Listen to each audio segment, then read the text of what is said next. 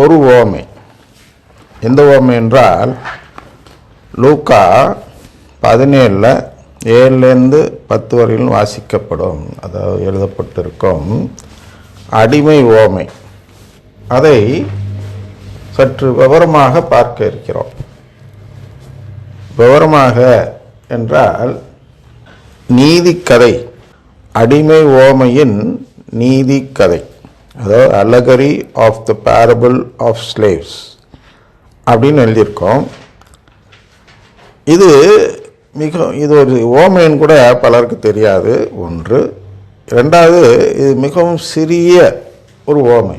ஒரே ஒரு வசனம்தான் அதில் நமக்கு சொல்ல முற்படுகிறார் இயேசு. லூக்கா 17 7லேருந்து, உங்கள் பணியாளர் உழுது விட்டோ மந்தையை மேய்த்து விட்டோ வயல்வெளியிலிருந்து வரும்போது அவரிடம், நீர் உடனே வந்து உணவருந்த அமரும் என்று உங்களில் எவராது சொல்வாரா?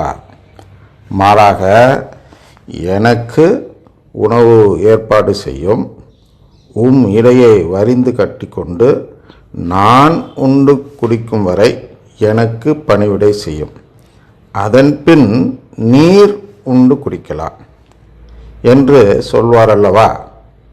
தாம் பணித்ததை செய்ததற்காக அவர் தம் பணியாளருக்கு நன்றி கூறுவாரோ? அதுபோலவே நீங்களும் உங்களுக்கு பணிக்கப்பட்ட யாவற்றையும் செய்த பின், நாங்கள் பயனற்ற பணியாளர்கள், எங்கள் கடமையைதான் செய்தோம் என சொல்லுங்கள். இது ஒரு சிறிய ஓமை, ஒரு சென்டென்ஸ் தான். அது ஒரு பெரிய விஷயம் இல்லை. ஆனால் இதில்தான் பெரிய ஒரு உண்மை அடங்கியிருக்கிறது. அதனால்தான் இதை முதலில் பார்க்கிறோம். ஓமையில் 2 முக்கியமான ஓமைகள் இருக்கின்றன புரிதல் பெற. அதில் முதல் ஓமை என்று சொல்லலாம். அது என்ன என்றால் விருந்து ஓமை.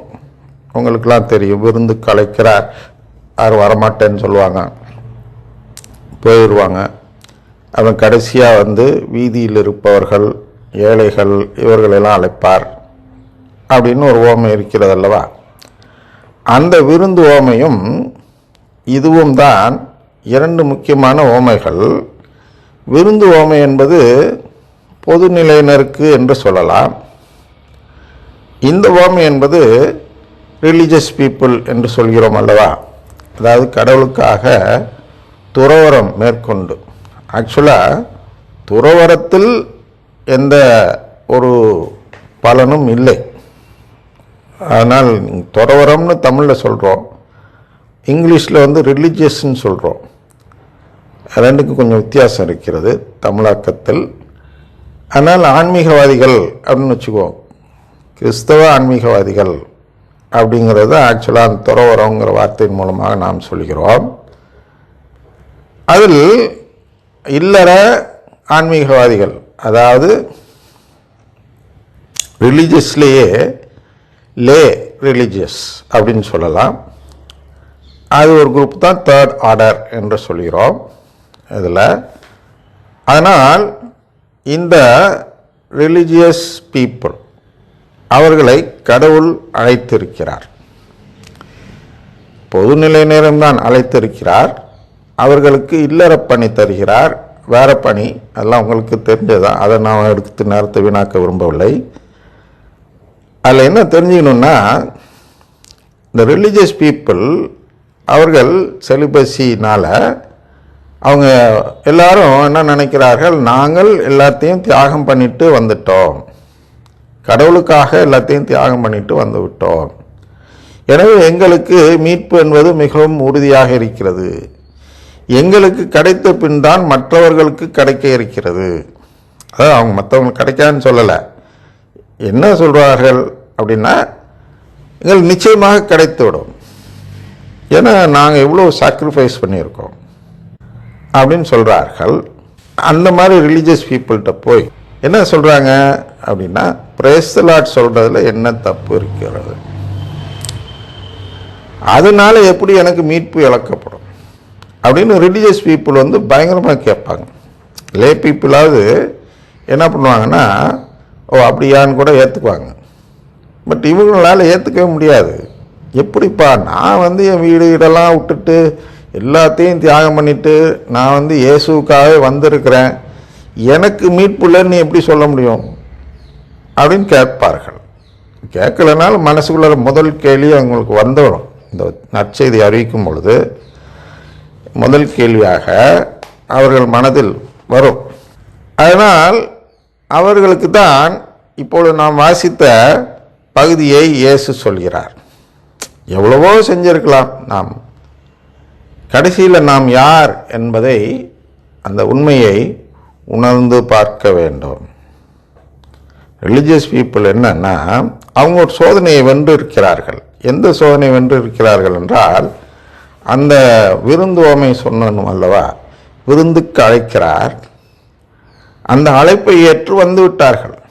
அது ஒரு ஒரு ஃபஸ்ட்டு, அதாவது லைட்டியாக இருந்தபொழுது அவர்கள் ஒரு ஒரு சோதனை, நேற்று பார்த்தோம்ல ட்ரையல்ஸ் அண்ட் டெம்ப்டேஷன் பார்த்தோம் இல்லவா. அப்போ அந்த ஒரு சோதனையில் அழைப்பு என்பது ஒரு சோதனை, கடவுளுடைய அழைப்பு, தேவ அழைத்தல் என்று சொல்கிறோம் அல்லவா.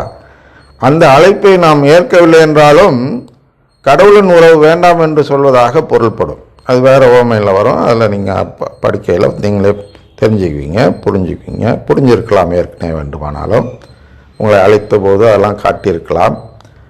அப்போ இந்த அழைப்பு தேவ அழைத்தல் என்று சொல்கிறோம்.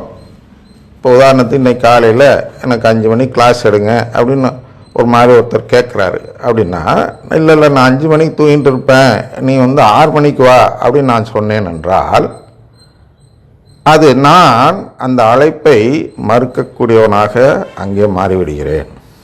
அதுபோன்று தான் ஒவ்வொருவருக்கும் சோதனை. அதாவது நாம் எவ்வளோ தூரம் கடவுளுக்காக முக்கியத்துவம் தருகிறோம், அதாங்க சோதனை. அப்போ இந்த லைட்டி பீப்புள் அவங்களுக்கு வந்து அதுதான் ஃபஸ்ட் அழைப்பு. விருந்து ஓமையில் சொல்வது போல் வாருங்கள் விருந்துக்கு என்பது, அதாவது திருப்பலிக்கு, திருச்சபைக்குள் அப்படிங்கிறதெல்லாம் வந்து பொது ஃபஸ்ட் ஸ்டேஜ். சரி வந்துட்டேன், அப்போ எனக்கு என்ன அப்படின்னா, அதுதான் இங்கே வாசிக்கிறோம். இதை வாசி பார்க்கிறோம் என்றால், 2 வகையான பணி தருகிறார். உங்கள் பணியாளர். அப்போ எப்படிப்பட்ட பணியாளர்?